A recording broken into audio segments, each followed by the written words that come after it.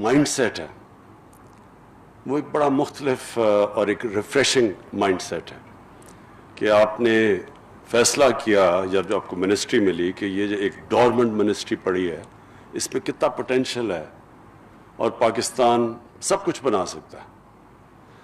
دیکھیں میں آپ سب کے سامنے ایک چیز رکھنا چاہتا ہوں. جو چیز ایک قوم کو اوپر لے کے جاتی ہے وہ اس کے وسائل نہیں، یعنی تیل کے ذخیرے بیٹھے ہوں تو قوم پروگریس نہیں کرتی، ہیرے ہوں، سونا آپ کی زمین سے نکلے پھر بھی قومیں نہیں آگے بڑھتی، کیونکہ اگر بڑھتی ہوتی تو آج کانگو ایک بڑی امیر قوم بنی ہوتی، نائجیریا ایک بڑا ایک دنیا کی فاسٹسٹ گروئنگ اکانومی ہوتی، اور بھی آپ دنیا کی قومیں دیکھ لیں. جو ایک قوم کو جو کوالٹیز اوپر لے کے جاتی ہیں وہ سب سے بڑی کوالٹی ہوتی ہے، انگریزی کا جو لفظ ہے سیلف بلیف. ایک قوم اپنے اندر بلیو کرنا شروع کر دیتی ہے، اور وہ جب بلیو کرتی ہے وہ جیسے جیسے وہ پروگریس کرتی ہے اس کے اندر یہ بلیف بڑھتا جاتا ہے. وہ ایک ایسے سٹیج پہ پہنچ جاتی ہے ایک قوم کہ وہ سمجھتی ہے کہ جو بھی ہمارے سامنے مشکل آئے ہم اس کا مقابلہ کر سکتے ہیں. ایک قوم جب اس مائنڈ سیٹ پہ پہنچ جاتی ہے تو وہ ایک انوینسیبل بن جاتی ہے، وہ کچھ بھی کر سکتی ہے. چھوٹا ایک برطانیہ اتنا سا ذخیرہ ساری دنیا کے اوپر حاوی ہو گیا. اس کے اندر کیا تھی، کون سی کوالٹیز تھیں کہ وہ دنیا کو فتح کر لیں. اور اسی طرح جب آپ اپنی تاریخ دیکھیں اسلام کی تو یہ ایک کبھی بھی دنیا کی تاریخ میں اس طرح کا فنومنا نہیں آیا. ایک تاریخ کا حصہ ہے کہ کیسے وہ لوگ جو کہ ہجرت کر کے آئے مدینہ میں 622 میں 622 اے ڈی میں، اور مشکل سے انہوں نے سروائیو کیا پہلے 5 سال. خطرہ تھا کہ وہ کمیونٹی ختم ہی ہو جاتی. ایک جنگ جیتے بدر کی 313 لوگ تھے 624 میں 624. اس کے بعد مشکل سے بچے اگلی 2 جنگوں میں، اور پھر 636 میں مدینہ کے پہنچنے کے 14 سال بعد وہ جو ایک سپر پاور ہے رومن ایمپائر، بیزنٹائن ایمپائر، وہ ان سے ہارتی ہے یرمک میں، اور اگلے سال ان سے ہارتی ہے جو دوسرا ایمپائر ہوتا ہے پرشین ایمپائر، وہ ہارتا ہے کٹسیا میں. اور ہمارے نبی صلی اللہ علیہ وسلم کے دنیا کے جانے کے بعد، اس دنیا سے پردہ کرنے کے بعد 30 سال کے بعد وہ دنیا اسپین سے لے کے 50 سال کے بعد اسپین سے لے کے تقریباً ہندوستان پہنچ چکے تھے. تو وہ کیا چیز تھی؟ یہ میں اس لیے اپنی قوم کو کہتا ہوں بار بار اس فنومینا کو اسٹڈی کریں، کیونکہ اللہ ہمیں کہتا ہے کہ نبی صلی اللہ علیہ وسلم کی سنت پہ چلو. وہ کیوں کہتا ہے اللہ؟ کیونکہ ان سے کامیاب آدمی دنیا کی تاریخ میں نہیں آیا، اور وہ جو ماڈل تھا مدینہ کا اس کے اوپر ایک دنیا کی ایک ایسا سویلائزیشن قائم ہوا اگلے 600 سال تک جو ہر چیز میں لیڈ کرتا تھا. لیڈنگ سویلائزیشن تھا سائنسز میں، سارے ٹاپ سائنٹسٹ مسلمان تھے. تو وہ جو ماڈل بیس کیا تھا وہ مدینہ کا تھا. اور اس لیے یہ ہمیں تو شروع میں سمجھ بھی نہیں آتی تھی کہ جی نبی صلی اللہ علیہ وسلم کی سنت پہ چلو، لیکن سنت پہ اس لیے چلو کہ وہ اگر انسان اس پہ چلتا ہے تو وہ دنیا کا سب سے کامیاب انسان بن جاتا ہے.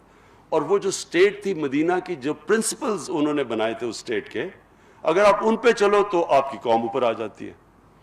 جب بھی مسلمانوں کی اگر آپ تاریخ پڑھیں تو ریوائول آئی ہے تو ہمیشہ کوشش کی گئی ہے ان اصولوں کو اڈاپٹ کرو جو اصول تھے مدینہ کی ریاست میں.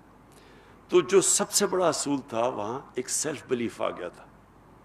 وہ اپنے آپ کو اندر بلیو کرنے لگ گئے تھے ان کو نبی صلی اللہ علیہ وسلم نے جو ذہن کی لمیٹیشنز ہیں، جو غلامی ہیں، اس سے آزاد کر دیا تھا. یہ جس کو علامہ اقبال کہتے ہیں، جو شاہین تھا، مرد مومن کی بات کرتے ہیں، وہ ایک آزاد انسان ہوتا ہے. وہی صرف دنیا میں اوپر جا سکتا ہے سب سے. اس کے لیے ایک ذہن چاہیے ہوتا ہے جو بلیو کرتا ہے کہ کوئی بھی چیز ہو تو میرے لیے ناممکن نہیں ہے، میں سب کچھ کر سکتا ہوں. یہ جو کوالٹی ہوتی ہے، اس سے ایک انسان اپنے اندر پوٹینشیل ڈیولپ کرتا ہے. اللہ نے جب ہمیں اشرف المخلوقات بنایا تھا تو اس نے جب فرشتوں کو کہا تھا کہ اس کے سامنے جھکو، تو جب شیطان نہیں جھکا تو اللہ نے کہا کہ تمہیں نہیں پتا کہ میں نے اس کو کیا پاور دی ہے، اس کے نالج کیا دی ہے. تو وہ جو نالج ہے وہ ڈسکور کیسے کرتا ہے انسان؟ وہ کبھی بھی ایک غلام ذہن نہیں ڈسکور کر سکتا جو صرف ڈیپینڈ کرتا ہے کہ جی اچھا باہر سے امپورٹ آ جائے گی یا باہر سے نالج آ جائے گی تو میں آگے بڑھوں گا. وہ ذہن آگے نہیں بڑھ سکتا. ذہن آگے وہ بڑھتا ہے جو سمجھتا ہے کہ میں کچھ بھی کر سکتا ہوں.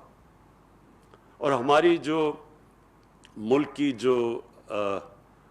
اگر میں یہ سمجھوں کہ اس ملک کے اندر جس طرح یہ بڑھ رہا تھا ایک وقت پہ 60s میں، پاکستانی جو دنیا میں ویو کیے جاتے تھے، جو پاکستانیز کے اندر بھی سیلف بلیف آتا جا رہا تھا، وہ ہماری بڑی بدقسمتی ہے کہ ہم اپنا راستہ کھو بیٹھے.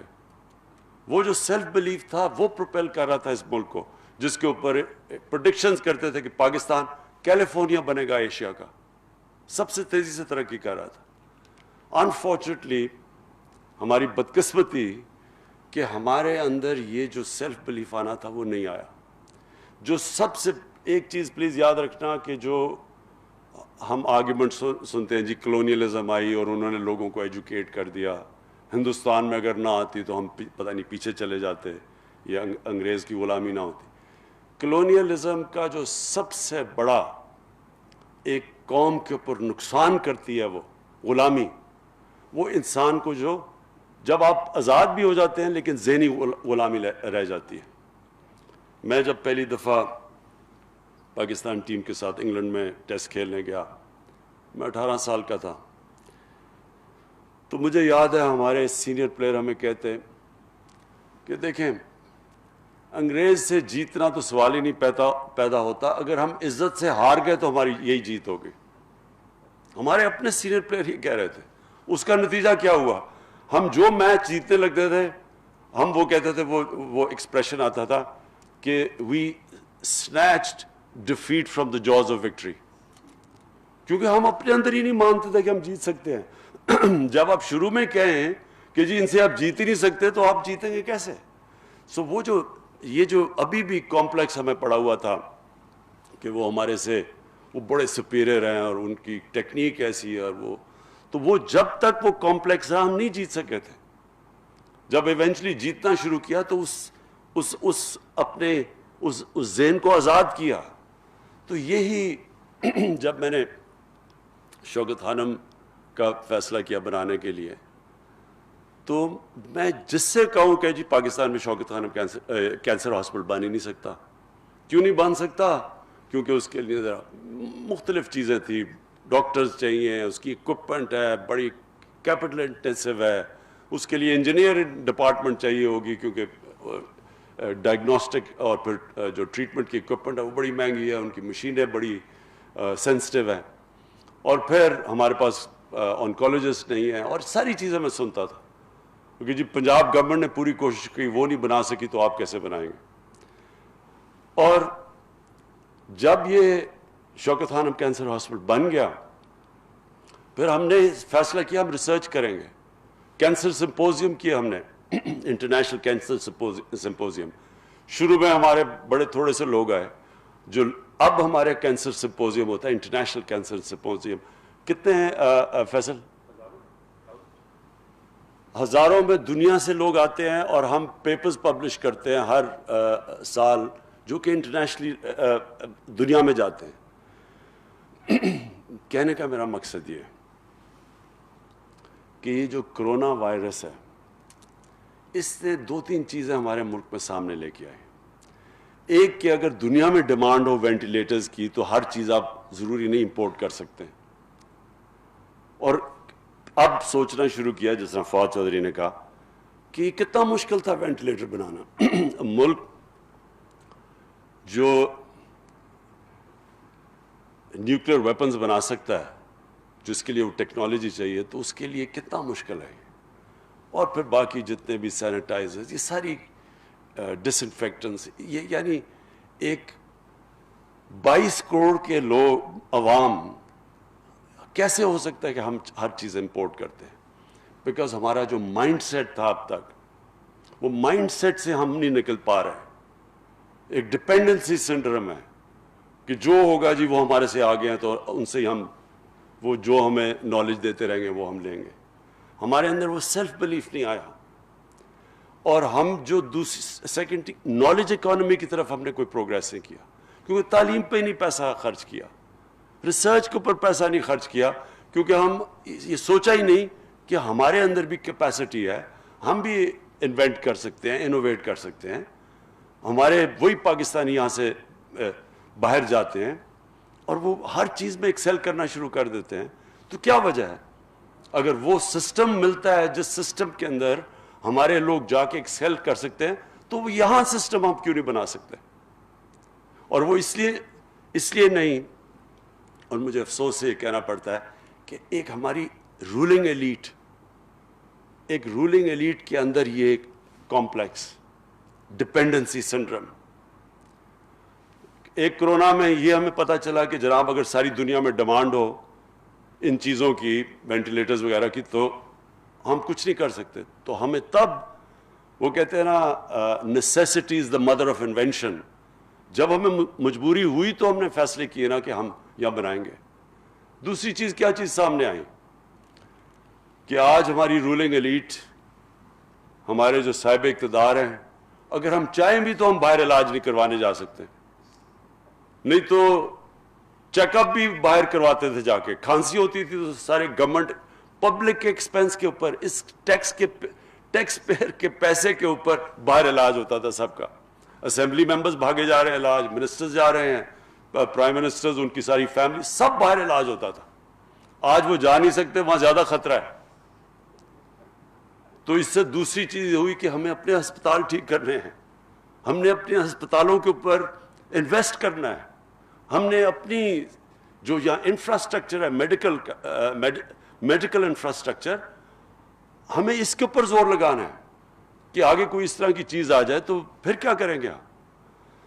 اور یہ جو سیکنڈ چیز ہے, جب تک کہ ہمارے ملک کے جس طرح میری طرح کے لوگ ہیں, ہمارے منسٹرز, ہم یہاں نہیں علاج کروائیں گے اپنا گورنمنٹ ہاسپٹلز میں, تب تک گورنمنٹ ہاسپٹلز نہیں ٹھیک ہوں گے. یہی گورنمنٹ ہاسپٹلز ہماری آنکھوں کے سامنے ڈیٹیریٹ ہوئے ہیں. میں پیدا ہوا تھا میو ہاسپٹل میں, میری ساری بہنیں پیدا ہوئی تھی. شروع میں جب بھی کوئی کھیلتے ہوئے کوئی چوٹ لگتی تھی, ٹانکے لگانے میو ہاسپٹل جایا کرتے تھے. اور اب پیسے والے لوگ سوچتے بھی نہیں گورنمنٹ ہاسپٹل میں جانے کا. پرائیویٹ ہاسپٹلز, اور صرف پرائیویٹ ہاسپٹلز میں اگر اچھا علاج کروانا ہے وہاں کرواؤ, غریبوں کے لیے گورنمنٹ ہاسپٹلز. اور یہ پھر تیسری چیز سامنے آئی ہے, کرونا کی تیسری چیز کیا سامنے آئی ہے. اب تک یہ ہوتا رہا کہ جناب گندا پانی پینے کی بیماریوں سے بچے مر رہے ہیں, غریب کا بچہ مرتا ہے, کسی کو فکر ہی نہیں ہے. ہیپاٹائٹس سی ایپیڈیمک بن چکا ہے پاکستان میں, لیکن زیادہ تر غریب لوگ ہیں, کوئی فکر ہی نہیں ہے. میل نیوٹریشن 25% بچوں کو ہے, فکر نہیں, غریب کا بچہ ہے. 40% پاکستان کے اندر سٹنٹڈ گروتھ ہے, کسی کو فکر ہی نہیں ہے کیونکہ غریب لوگ ہیں. اب یہ مشکل آ گئی ہے کہ کرونا نہ امیر نہ غریب میں فرق ہی نہیں کرتا. آپ اگر یہ سمجھتے ہیں کہ صرف امیروں کی لاک ڈاؤن اناؤنس کر دیا جی, جلدی سے فوری لاک ڈاؤن اناؤنس کر دیا, سوچا ہی نہیں کہ وہ بیچارہ دیہڑی دار, وہ غریب آدمی, وہ رکشے والا, وہ جو بیچارہ سارا دن محنت کر کے آ کے اپنے بچوں کا پیٹ پالتا ہے, اس کا کیا بنے گا. نہیں, امیروں نے سوچا اچھا جی 2-3 یہ امیروں کو بھی آتا, تو ایک دم سارا ایک ایلیٹ نے فیصلہ کر لیا سارے ملک کے لیے, سوچا نہیں کسی کا. ہندوستان نے تو ہمارے سے بھی زیادہ, جتنا وہ جو ان کا اسٹرانگ مین نریندر موڈی ہے, کہتا ہے جی اس کو 50 انچ کا چیسٹ ہے, وہ اتنا ڈرپوک نکلا ایک دم اس نے سارا بند کر دیا. بیچارے لوگ 200 میل چل کے جا رہے ہیں, غریب لوگ تھے ہندوستان میں, سوچا ہی نہیں کہ عام آدمی کی زندگی کیا ہوگی. یہ تو ہمارا جو اب ہمیں کیا نظر آیا کہ اگر آپ غریبوں کی بستیوں کا دھیان نہیں رکھیں گے تو کرونا اگر غریبوں کی بستیوں میں پھیلے گی وہ پھر امیروں کی بستیوں میں بھی چلی جائے گی. وہ ریسٹرکٹڈ نہیں ہے. سنگاپور نے کیا کیا, انہوں نے بڑا زبردست لاک ڈاؤن کر دیا اور جناب کرو ان کی فلیٹ ہو گئی. اس کے بعد لاک ڈاؤن کھولا, ایک دم کرونا پھر پھیل گئی. کیوں پھیل گئی؟ کیونکہ وہ جو سب سے ان کے غریب امیگرنٹ ورکرز تھے, جو 6-6 7-7 ایک کمرے میں تھے, ان کی انہوں نے فکر نہیں کی جب لاک ڈاؤن کیا ہوا تھا, تو ان کے اندر سے وہ پھیل گئی ساری, پھر سے ان کو اب لاک ڈاؤن کرنا پڑا.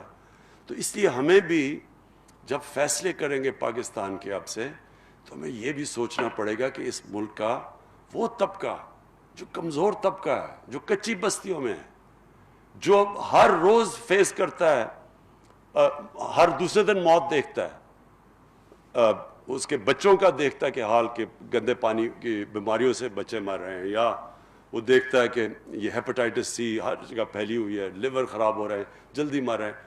تو ان لوگوں کو ہم آج کہہ رہے ہیں کہ جناب کرونا آ گئی ہے تو آپ بند ہو جائیں, سوشل ڈسٹنسنگ کریں.